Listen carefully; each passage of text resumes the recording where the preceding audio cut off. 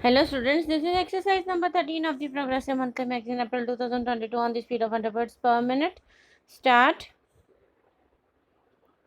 Mr. President, when I received your invitation to inaugurate the 39th annual session of the Federation of Indian Chambers of Commerce and Industry, I was somewhat hesitant in accepting it.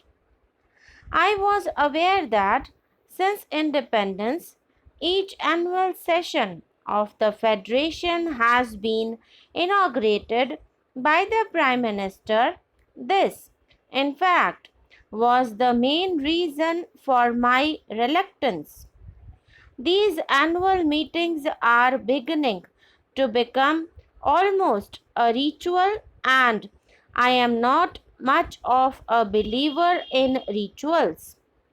I am also not happy about the tendency to turn to the Prime Minister to inaugurate every function of importance and to consider that a function which is not inaugurated by the Prime Minister is only of second rate importance. I feel strongly that other cabinet ministers, as also people in public life outside officialdom, should perform such functions far more frequently than they are at present doing. Your experience will always be useful. Within the ranks of industry, the younger group feels that it is not fully playing its part. I have often spoken of my intention to keep in together some younger generation. I am calling together some younger industrialists, technicians, and managers from both the private and public sectors to discuss concrete and specific problems within the broad framework of our basic objectives. I will be a sharing of thought and perhaps evolving of new ideas. Dynamic changes are needed now in attitudes and functions. In your address, Mr. President, you have pointed out that India is still a depressingly poor country and expressed concern that we have not succeeded well enough in our effort to reduce poverty and develop our economy. Poverty is, indeed, the central problem facing us, and it is the way in which we set out to tackle it that we as a nation will be judged. It is a long and arduous battle that we have to wage. It calls for clarity of purpose, for determination, the discipline, the hard work of which we are capable. Slowly and steadily, we shall be building a new and progressive nation in which even the poorest in our country will be able to enjoy a minimum level of living. There will be fuller employment, more widespread facilities of education and health, greater opportunities for youth, and less inequalities of income and wealth. After you had shown so clear a recognition of the challenge of our situation, I was a little disappointed, Mr. President, to hear you suggest that we would be well advised to have a smaller eighth plan.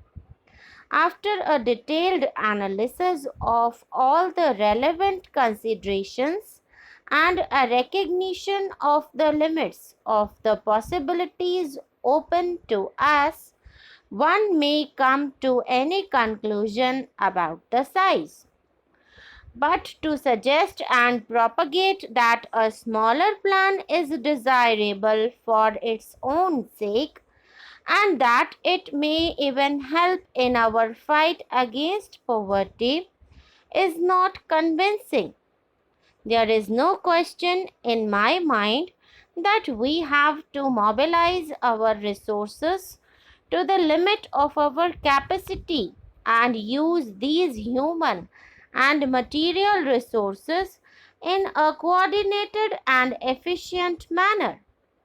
If we shirk the responsibility and seek to cover it up by phrases, we shall be merely paying lip service to the cause of the common man.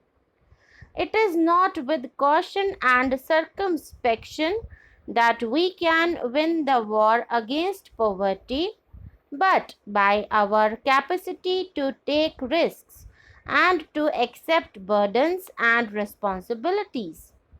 This does not mean that we should not take the greatest possible care in the husbanding of our resources.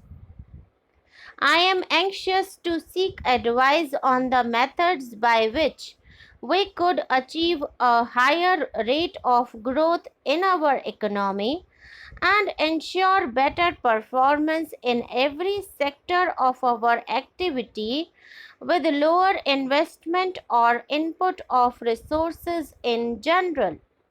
I do not deny that our performance in the recent past has fallen short of our expectations. We could have done better in many directions. However, let us not belittle our achievements. There is much in our record of the last three plans of which we can legitimately be proud. Let us not forget that the current level of industrial production is nearly twice of what was in 1955, and we produce a large range of commodities which we did not produce before. The output of food grains increased by 70% between 1990-91 and 1994-95. Let us not ignore the great progress in education, especially primary education and technical education. New skills have been developed.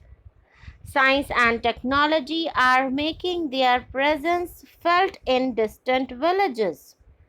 Much of the frustration which exists in the Indian economy today and which you have voiced flows from the fact that the performance of the third plan has fallen short of our hopes. Let us by all means learn from our mistakes and attempt to correct them to best of our abilities and resources.